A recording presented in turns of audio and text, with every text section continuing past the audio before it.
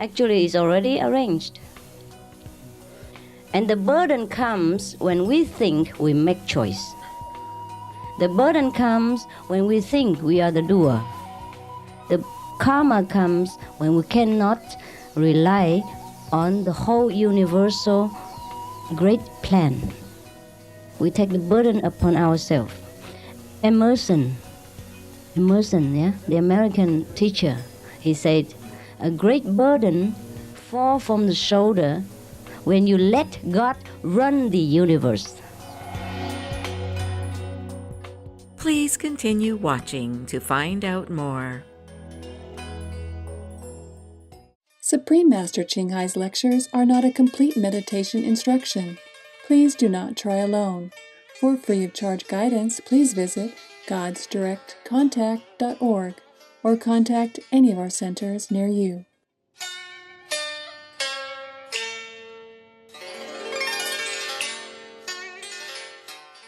Today's episode will be presented in English with subtitles in Arabic, Aulacese, also known as Vietnamese, Bulgarian, Chinese, Czech, English, French, German, Hindi, Hungarian, Indonesian, Japanese, Korean, Malay, Mongolian, Persian, Polish, Portuguese, Punjabi, Russian, Spanish, Telugu, and Thai.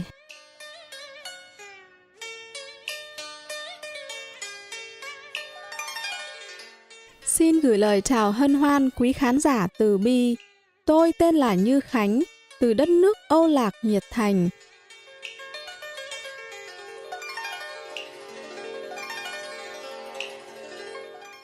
Tọa lạc tại Đông Nam Á, quốc gia Âu Lạc còn được biết là Việt Nam, với 54 nhóm dân tộc cùng chung sống hài hòa.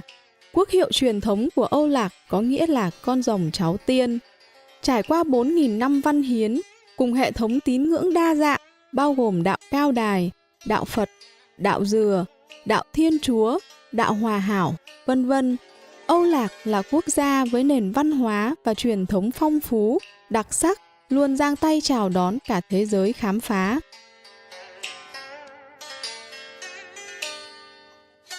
Âu Lạc, Việt Nam còn vang danh với cảnh sắc diễm tuyệt, từ những làng quê nên thơ, muôn màu nép mình bên sườn đồi, đến những cánh đồng bậc thang mênh mông, non cao hùng vĩ, và kỳ quan vịnh Hạ Long điểm xuyết những hòn đảo tuyệt mỹ, cùng vô vàn bờ biển cát trắng, được Tổ chức Giáo dục, Khoa học và Văn hóa Liên Hiệp Quốc UNESCO công nhận là di sản thiên nhiên thế giới.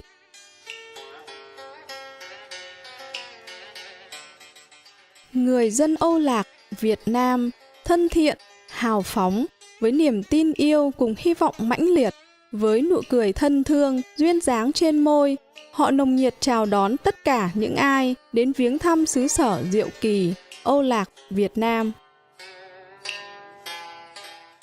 Chúng tôi thật vinh hạnh giới thiệu đến quý vị đôi nét về nước Âu Lạc, Việt Nam đầy lạc quan.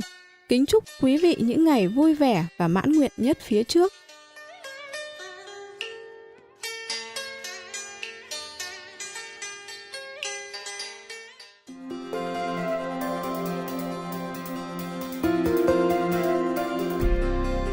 Trong hơn 3 thập niên, Thanh Hải Vô Thượng Sư đã soi sáng thế giới bằng giáo lý thiêng liêng. Là một vị minh sư toàn giác, Ngài truyền đạt pháp môn Quán Âm cho những ai khao khát, tức khắc tìm lại Thượng Đế tánh bên trong, hầu đạt được giải thoát vĩnh hằng trong kiếp này khỏi vòng sinh tử luân hồi. Pháp môn Quán Âm đã được tu tập bởi tất cả các vị minh sư như Đức Phật, Chúa Giêsu, nhà tiên tri Mohammed, hòa bình đến với Ngài, và đạo sư Nanak và nhiều vị khác. Ngài đã nhấn mạnh, nếu chúng ta luôn tưởng nhớ Thượng Đế, phục vụ tha nhân một cách vô ngã và tuân theo luật vũ trụ, chúng ta sẽ đạt được tiềm năng tối thượng của con người và thật sự hiểu được mục đích của mình trên địa cầu này. Thanh Hải Vô Thượng Sư là một tấm gương sống phi thường về lòng từ bi. Ngài thường xuyên cứu trợ bằng hiện vật và tài chính, đồng thời gửi gắm tình thương cho những người tị nạn, vô gia cư, nạn nhân thiên tai và những người cần được trợ giúp khác.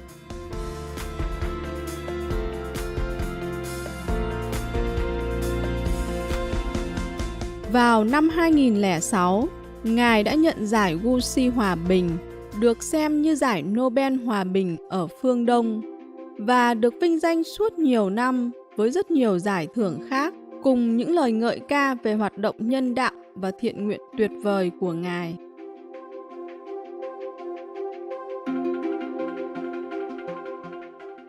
Là tiếng nói chân thành cho các bạn thú xinh đẹp, Ngài khuyến khích lối dinh dưỡng thuần thực vật hòa bình và bác ái, và những viễn cảnh tươi sáng với sự thức tỉnh của nhân loại về sự thiêng liêng của muôn loài, một thế giới thuần chay bình yên và huy hoàng, nơi các bạn thú và con người sống trong hạnh phúc hòa hợp.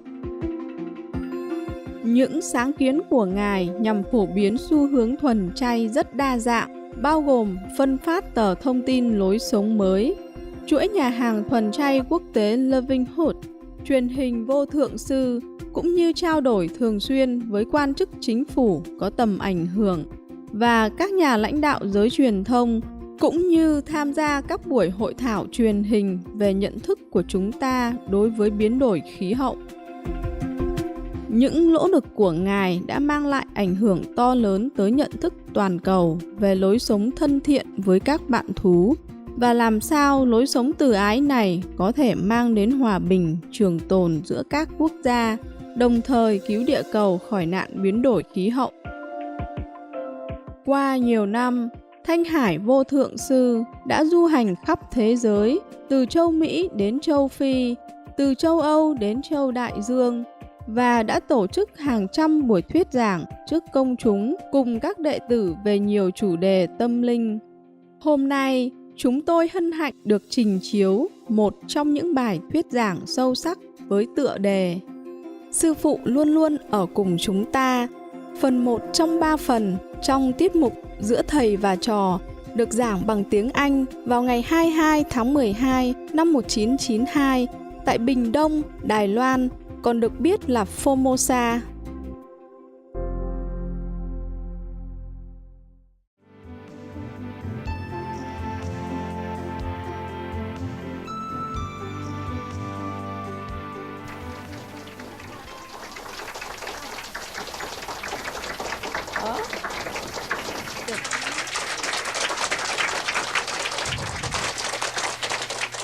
Hi, here we are again.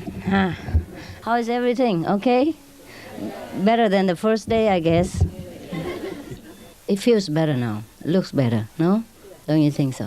So at least today you sit in the right position. In the right place. Now, so what we were talking about, you have any topic, any question again?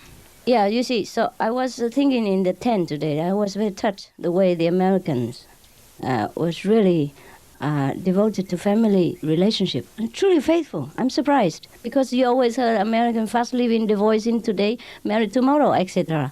But whomever I met, it's not like that. For example, there was a mayor in Florida, Boca Raton.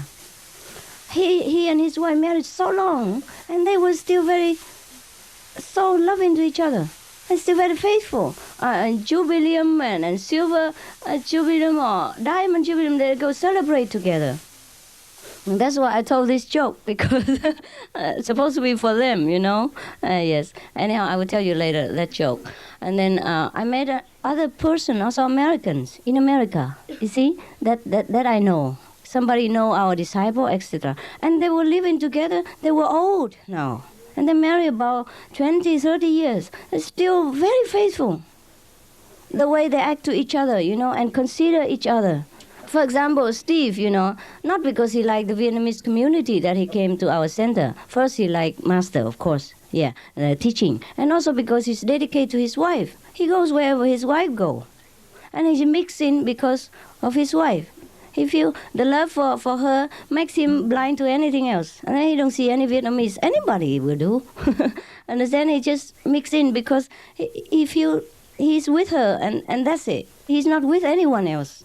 So it doesn't matter who is around, it doesn't matter. So if you love a master like that, then you're okay. You don't see anyone else. You only see the master. Yes, yes. So at least you can learn something from the mundane relationship. If we can be so devoted, then we see nothing else. We have no problem. Everywhere we go, we're at home. Yeah? So be careful. All right? If we are not truly so devoted, then we know. We'll be disturbed a lot about the surrounding and the people. If we are devoted, then we know. Like Steve, he have no problem. He might not know that he's devoted or he has no problem. But that's the way it is. Understand? That's the secret. That is the secret. And Craig, I didn't think he was so devoted to me either.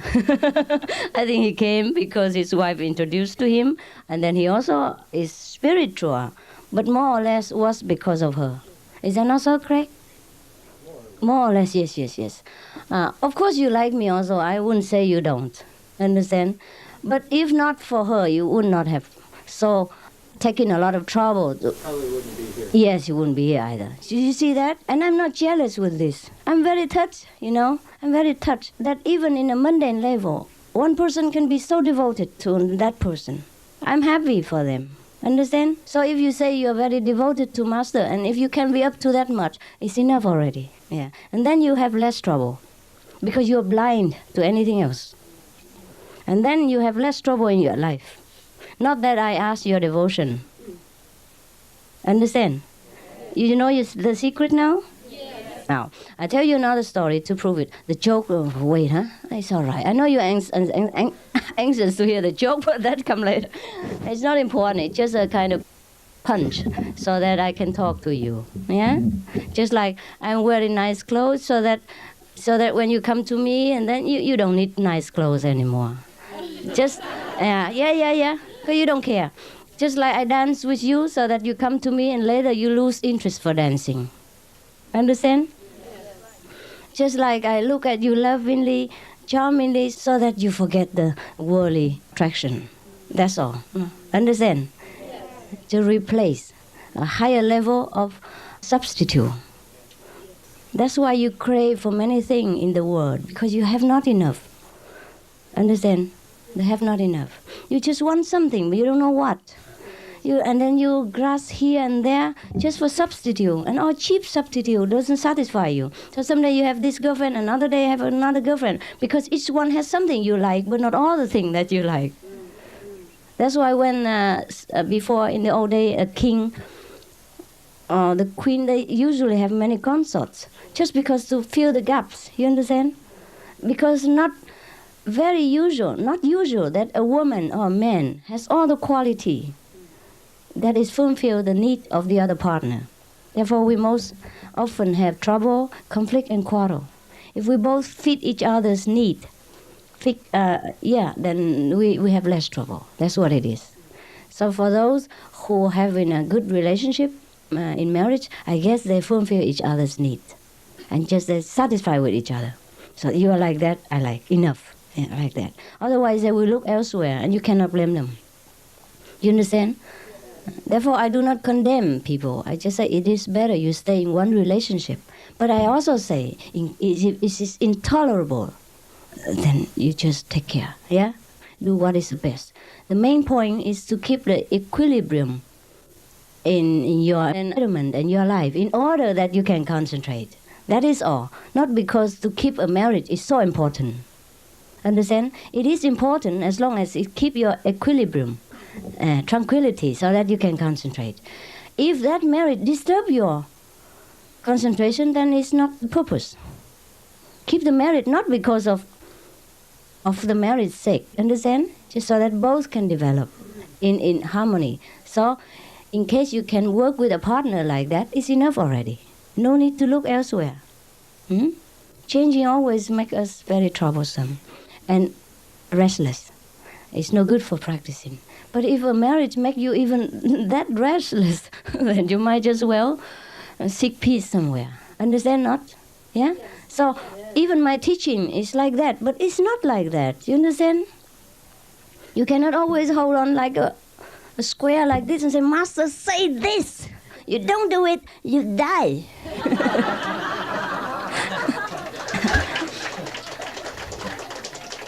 It's not true. It's not true. If I'm like that, I'm not worth to be called even a friend. Never mind a teacher. Huh? Okay. So try to understand the underlying teaching and not always hang on to the letter. Huh? For example, I always say sometimes, if before initiation you already had 2 women and you're all right altogether, don't because of the precept, one person, one woman, one man, and then cut one. That's make trouble. My purpose is to bring happiness to you and tranquility to your life, not to cause chaos and upheaval. Your love life and business in anything at all. That's not the purpose.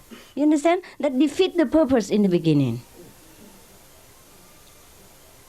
Therefore, when you want to judge somebody or condemn a situation, you have to think carefully. Understand? You have to be flexible all the time, all the time, all the time. You have to see the situation and his inner intention and his level of understanding. If a child cannot walk very fast, you cannot scold him. But if a person who can walk fast and then purposely delay the forward moving of a whole group, then you have to scold him. Understand or not? Yes, yes. But in a spiritual sense, it is different because we all grown up. So we don't see anyone as a child or an adult. But actually, the master see inside. Who is a child and who is adult? It's the inside thing. It's the inner affair. Therefore, even though many people do the same thing, but I treat them differently. Yeah? So just like yesterday, you say, I treat you, the Americans, you know, the Occidental people, a little bit special and make you embarrassed. Should not be. You understand? Should not be. I know what to do. Yeah, you deserve some special treatment. You came from a different culture and you've gone through a lot of hardship. So you need a little bit extra comfort. That's all right. That's all right. I'm sorry that I couldn't give you better treatment because of a lot of other things. Yeah? So this is not enough. It's not enough. But I understand that you appreciate a little thing, just a kind of symbolic. That's enough. Understand? Yeah. And I know you understand. Yes. So don't say I treat you anything special. Nothing. It's different. It's different. Yeah? It's different. Also, you don't see me that often. You cannot afford to. The Chinese, they can see me anytime. I'm here for many years already. If they don't see me now, they see me later. Or they have seen many years already. There's no need to treat them special. Also, they live together with me in one country. Yeah? And that makes a difference. They feel already satisfied somewhat. Yeah? They know that I'm here. You came from a very long way. Understand? Just to see me. So that demands a special devotion from you. Special effort from you in order to be here. Understand? So, to be equal to that effort, I do something. That is all. Okay? To let you know that I appreciate it. Not that anything special, not that you need that extra chocolate or something else, but you know that I know. Yeah, Tony? I wanted to ask you about that, about devotion. Sincerity was always a difficult word for me to define for myself because, Ramakrishna, when he was trying to find God, he fell on his knees and he started begging, and soon the mother came to him. Right. And other, like Muktananda, for example, he would sit and not do anything, just wait for God. I don't know if I can myself ever. So devoted, right? But is that what we're striving for, or is, like you just mentioned that we traveled so far? That's also devotion. Is that? Yes, it is. It's the same kind of devotion. Yes, same kind of devotion. Otherwise, you would go to Florida Beach, or take your girlfriend to party, because you cannot prefer anything else. Well, he fall on his knees, you fall on the aeroplane. It takes money, time, and determination to come here. It's no fun. It's no fun to come here for 1 week and don't know what treatment you get even. And you know it. It's not fun. Except you truly like it. Yeah, that you have no other preference. Yeah, then you go. Understand? Yeah. Otherwise, you could go to India even. There's so many masters there. Or at least easy to get one, huh? It's not easy, but if you know the way already, it's not hard. If you just very novelty from nowhere, then it's difficult to find master because you tend to run after the orchid, the yellow rope. Yeah, then it's difficult to find. Or you try to run to Himalaya and search it in the snow. But when you know already, understand, it's not hard to find a master in India because you know where to look for. Yeah? You don't look in a special place.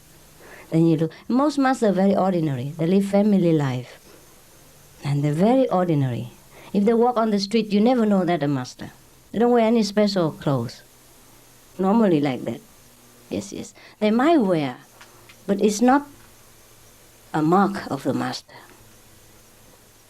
And when you already know all this, it's easier to find a master in India, right? So I said, if you really don't like it, you wouldn't have been here, okay? Devotion don't have to have a certificate, yeah, and say that this person is truly devoted. And devoted has to be like that, like this, and the other. Just like Mary yesterday, she thinks she's not devoted. It's just nonsense, yeah? Right. So I know.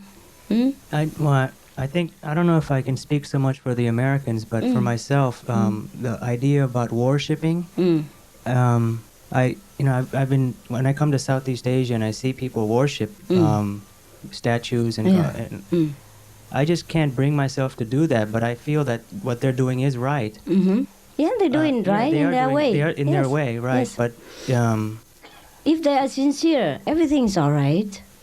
It's just that they can be only up to some certain level because they have not broke through, you understand, the material boundary. That's all. Doesn't mean that what they're doing is not right. It's just that it's not ultimate enough. It's not high enough for them. If they want to reach higher, that's it all. Okay? So sincerity, something that we develop not at will but through practice. It just comes to us. It's just a state of being. Yes, it will come, or it is already there. If you want to look for the Buddha nature, if you truly want to know yourself, that is devotion. No need to fall on your knees or do any kind of hula hoop, all kind of noisy worshipping ceremony. Devotion is inside. Is you truly longing to know what is it. That is devotion. And people make it differently, you understand? Once they found it, they found some of it, they're so happy. So they are very appreciate the master that has brought them to this state of understanding. So everything is master. That's a different kind of devotion. The intellectual people, they devote differently. They devote it in the calm way, in the inner way. And the more sentimental type, they devote it more inward and outward. Yes. Also, mostly the Oriental people, they are very affectionate. Outside. Inside and outside. Sometimes outside and no inside. But the Occidental people, even they don't have it outside, they have it inside. Understand what I mean? That is for sure. And you don't have to judge the outer appearance to know that person devoted or not. To the Occidental people, I know. Understand? I understand both. I never condemn you, the American are not devoted or lousy practitioner. No. I didn't. Never. No? Did I? No. In some way, the behavior probably. I might say something. In some special case, but not as a whole. I never say that you're not devoted. I never say that you're worse than the Vietnamese. No, on the contrary, I treat you even better than them. No more special, because I understand your need. Not because you are Americans, but because I know to deal with you that way is more correct. Understand? Yes. Therefore, I answer many of your intellectual questions to satisfy your intellectual thirst. If the intellectual need is not appeased, then it's hard to come down and rise up to the higher level, because it's blocked you here. It stays here with many questions, with many doubts. You're in trouble. All right? So ask any question you want until you're truly satisfied. And never stop until you're truly, fully finished. All right? All right. I also have this. I have question. Well, I seem to think that there's a line to God. Yeah. Like, I'll draw it right here. Right, and then you jump over. And this is God over here. Yeah. And you're with us on this line. Yeah. Since we're initiated by you and Right. you're guiding us this way. Yeah. But life is like choice. We choose what we want to do, and Yeah. and if we make the wrong choice, the further away we go from the line. A little bit, yes. Right. And then? So, a question about choice. It's just a matter of how much burden you want to take upon yourself, right? As you're going on this path. If for example, if you have two different, if you have a choice between two different things, one of them might be the better choice, but you chose the one that's not better. Does that mean you're carrying on more burden on this path, the spiritual path? Actually, we don't have that many choice. We only think we have choice. That's a Maya power. Now I tell you the example. For example, you have two choices to make, right? And you think you make this choice because it's correct. Right, you're happy. You make this choice. You go into success. But it's not true. If it is supposed to be God's will that you success in this choice, then you will success. Otherwise, you at the end, you will come round to the other choice. And then at that time you think, I have no other choice. I have this choice instead. Actually, it's already arranged. And the burden comes when we think we make choice. The burden comes when we think we are the doer. The karma comes when we cannot rely on the whole universal great plan. We take the burden upon ourselves. Emerson, yeah, the American teacher, he said, a great burden falls from the shoulder when you let God run the universe. That's fantastic. One sentence enough. Understand? Yeah. We have no choice, really. And there's no such thing as should, huh? What? No such thing as should. Should? Should. I should have done that. I should have. I should have done that. That's just guilt, right? Yeah, useless. That's why I tell you, just relax, let live, let go, and then you will know what's right, what's wrong. Then you're one with the universe, universal great plan. Okay. Otherwise, in the universal plan, we are just nothing. We're just a bubble in the sea. Come and go very fast. But because of the time impression that we think we have a duration of something. Understand? In universal understanding, there's no such thing. Anything exists. Any time, any duration at all. It exists because the Maya power let us know that we exist. That we have a duration of a lifespan, etc. That we do something in a certain length of time. It is all Maya's play. But it's all right, let's play with it. Okay? For example, lately I was very tired. Whenever I'm with many people, I will be definitely tired. Otherwise, I'm not. I can tell you. Yesterday, did you hear somebody say, I can climb the wall. I can climb mountain. I can walk through in the middle of the night, and be in control in any situation, without physical strain, without mental fatigue. But when I'm with people, I pay all my attention to you. Then I'm exhausted, because my attention is too much outward, and I'm not inside. I am inside, but also outside. I'm inside, not fatigued, but I'm outside fatigued. My body fatigued, because it has only the capacity of a car.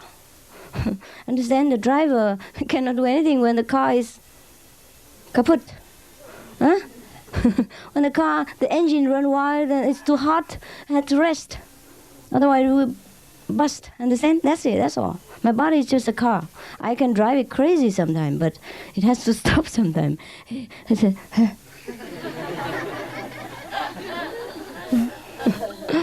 Now, you know, huh? Okay. Yes. Oh, we might think that way. We might think that sometimes because it's a habit that we think we are the doer. Yes. But actually, the whole universe's plan is already planned. You remember, even one hair fall down is also the intention of the Lord. Yes, yes, yes. But we know everything, but we don't know anything. We know, we read every book, but we never understand. Hear you hear, but you do not understand. See you see, but you do not perceive. That's the trouble. So we need some guy like a master. He explained it again with conviction, with full force of enlighten, self-enlighten. Then you get it. Understand? A banker, a bank owner who talk to you, you know he has support of money. But another person who has no money, but talk about money, talk about billions, still doesn't give you any assurance. Understand what I mean? Yes, yes, that's the difference. Both talk about money, but you are assured by somebody who is millionaire, and you are not assured by someone else who has no penny. Understand? What was it? Your main point? The point was that we should. Sometimes I find myself thinking too much. Yes. And you do. The intellectual people do that. Yeah. And when I do that, I start to feel. You know that. When I meditate, it goes away, but yeah. it comes, this weird feeling around my face. Understand. But when I stop thinking, it's gone. I was in a store in America looking for a jacket or just something to keep warm from the cold in Taiwan, but it hasn't been cold really here, so I bought some things. I spent 2 or 3 hours in the store deciding on whether I should buy something that's buying clothes. So basically, what I thought so much, and I ended up getting a lot of feeling a lot of burden in my head. It's so easy. You can ask the travel agency. I called the Taiwanese counselor. He didn't know. Why you make such a small problem and talk to a big person? Who? Oh, Taiwan. Yeah. You should not take an elephant to carry a grain of rice for you. It's easy to call any agency to ask the Pingdong temperature, or to ask anybody who knows about Pingdong, who knows English. You make a lot of trouble for nothing. Yeah. Yeah. All right. Never mind. Next time you know. An elephant can carry a grain of rice, but is it worth it? You understand? He asked a counselor just for a temperature. It's not his business to know that. Even if he knows, you misuse him. You abuse his power. Understand? You can ask me for any mundane thing, how to buy your socks, etc. But you waste my power, waste my ability. Yeah? You should not make a precedent to type some letter for shopping list for supermarket. That is all. Sometimes we have trouble because of ourselves, not entirely the environment or the people. Rethink it. Rethink whether you're doing right, or is there any better way to do it, or to deal with people. Understand? So, for example, I have told you about the organization. Before, I was very shy. I don't want to directly pinpoint at people, but now I have to do it. Because relating to other person and then to the third person is completely different. Everything's so chaotic. Even I directly do it, still make trouble. But at least I know what's going on right away. And I won't be surprised. Understand? And it's easy and faster to recover or to reorganize it. All right? So think a little bit more about the way how we orient our life. And maybe something we improve, okay? Yes, sir. In mentioning that everything is already arranged for us. Hey, yes. And that brings to my mind a question of, if it is already arranged, then what is the purpose of striving for enlightenment or for liberation if our striving is virtually meaningless at that point? You have to strive in order to know that you don't need to strive. You strive until you give up, you mean? No. You strive until you understand that. You fully understand that every effort is useless. It's useless. You have to make an effort to be effortless later. At the moment, doesn't matter what I tell you, you still strive. So I tell you how to strive. And I say, go ahead and strive. Strive harder until you reach the point that you know that, why should I strive? I'm always here already. Understand? I already arrived. But now I tell you, you don't understand. So you have to strive to understand that you should not strive.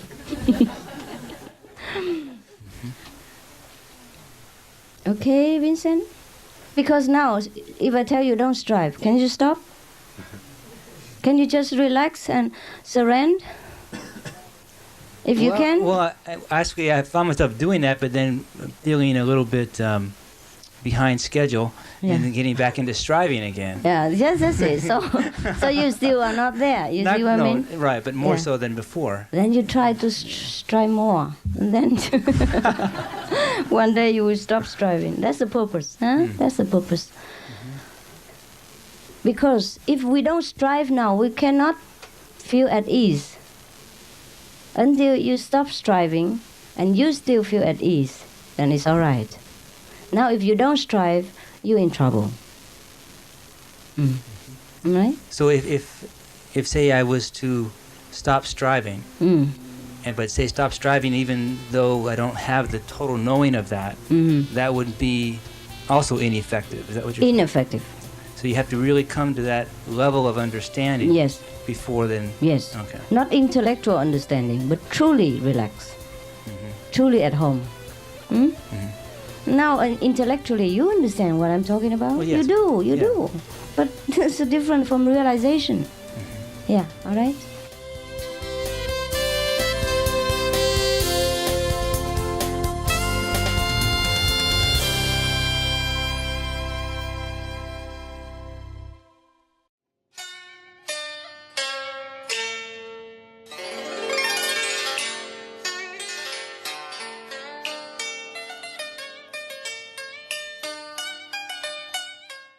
Quý khán giả thân ái, xin cảm ơn quý vị cùng theo dõi chương trình hôm nay. Tựa đề Sư phụ luôn luôn ở cùng chúng ta, phần 1 trong 3 phần trong tiết mục Giữa Thầy và Trò. Xin vui lòng giữ đài truyền hình Vô Thượng Sư để xem thêm nhiều chương trình khẳng định. Tiếp theo là trích sách Mặc Tử của Mặc Gia, quyển 4 Tình Thương Đại Đồng, phần 1 trong 2 phần trong tiết mục Lời Thánh Khải ngay sau tin đáng chú ý. Nguyện cầu tâm trí quý vị luôn tĩnh lặng và thức tỉnh trong dòng âm lưu tuyệt mỹ của linh hồn. May your minds be tranquil and awaken to the wonderful music of your souls.